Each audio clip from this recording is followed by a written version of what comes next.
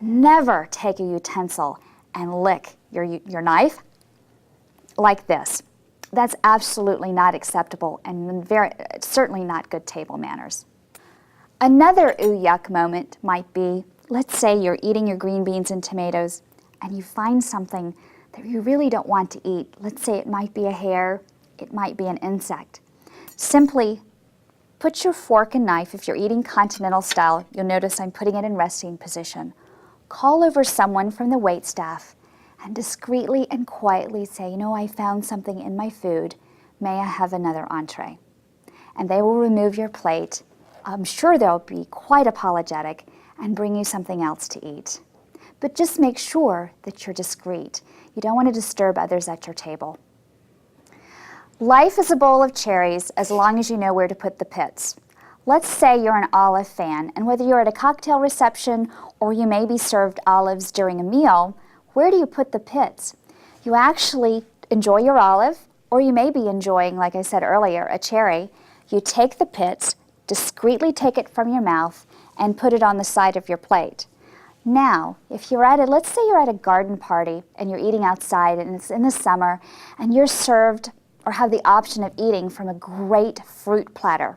If you're a great hostess, you know that it's nice to serve a single dish along a fruit platter so your guests have a place to put the pits or banana peels.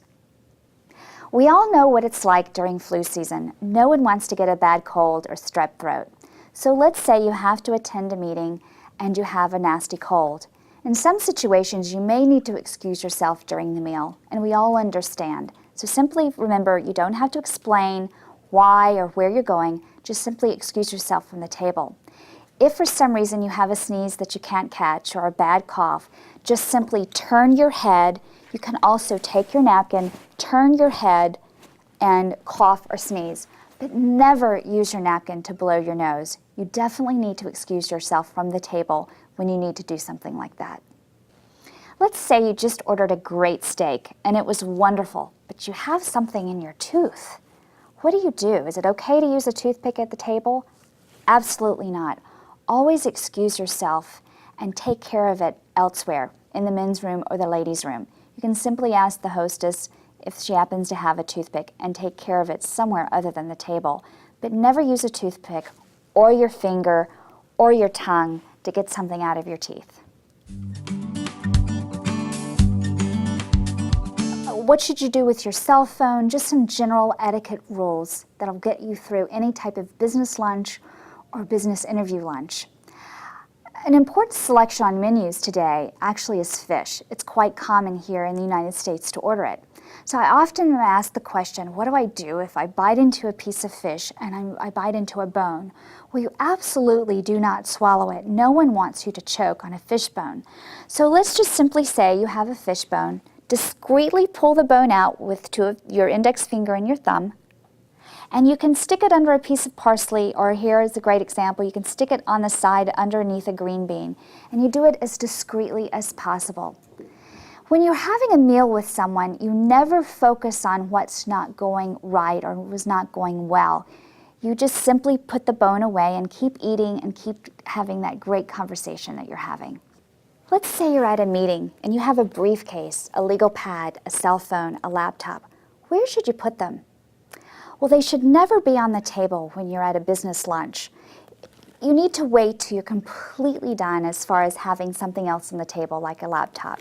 Simply put them underneath the table, ideally in front of you, because you don't want your wait staff to have problems with a purse or briefcase hanging around on the floor to the right of you or behind you or hanging on your chair. So you simply can put it in front of you underneath the table. As for cell phones, we live in a very busy society. Never, when you're at a business meeting, have your cell phone on. If for some reason you're expecting a very important call, keep it on vibrate. You don't need to make an announcement when your call comes in. Just simply say, "Excuse me," and make sure you exit the building. You need to take your phone call outside so it's not disturbing others. I'm often asked, when is it okay to start talking business? Well, we have very busy lives these days, and it's my opinion, you're there for a reason. So as you invite a client to lunch, it's perfectly okay to ask them how they're doing, how the golf game's going, how the children are doing in school. But we all appreciate when our time is used effectively. So get through your small talk, and then it's perfectly okay to get to business. As we move through our business careers, you're going to often be asked to social situations, business parties, holiday parties. And I often see so many careers taken to a halt when we have too much alcohol at a business function. You all know your tolerance, but I absolutely would encourage you and remind you that all eyes are on you during this very important stage in your career. So it's my advice it's okay to enjoy a glass of wine or have a drink.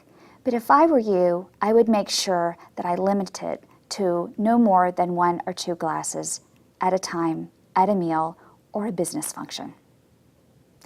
What happens if you spill something during a very important meeting? Well, we're all human, and it just happens. Let's say you knock over your iced tea goblet. The wait staff will be there to help you clean it up. Don't make a big deal about it. Certainly don't make a scene, and you don't have to go on and on with apologies. Just simply go on with your conversation as the wait staff cleans up. Now, same thing happens if you happen to spill something on your beautiful ivory suit. Don't make a big deal about it. You may dab it with a cloth. If necessary, excuse yourself from the table and keep on going. Don't complain and don't explain.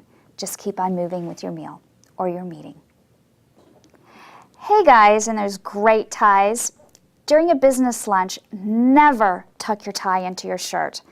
We are all big boys now, so make sure that you sit up straight and correctly and enjoy yourself during your meal like a man. Also, another common thing that men happen to do, besides putting their tie in their shirt, your napkin never goes anywhere except for your lap.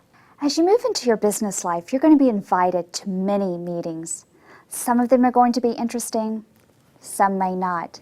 So let's talk a little bit about your posture and your body language, because it is extremely important and it is absolutely a part of your brand statement. When you're invited to a meeting, it's extremely important that you have good posture.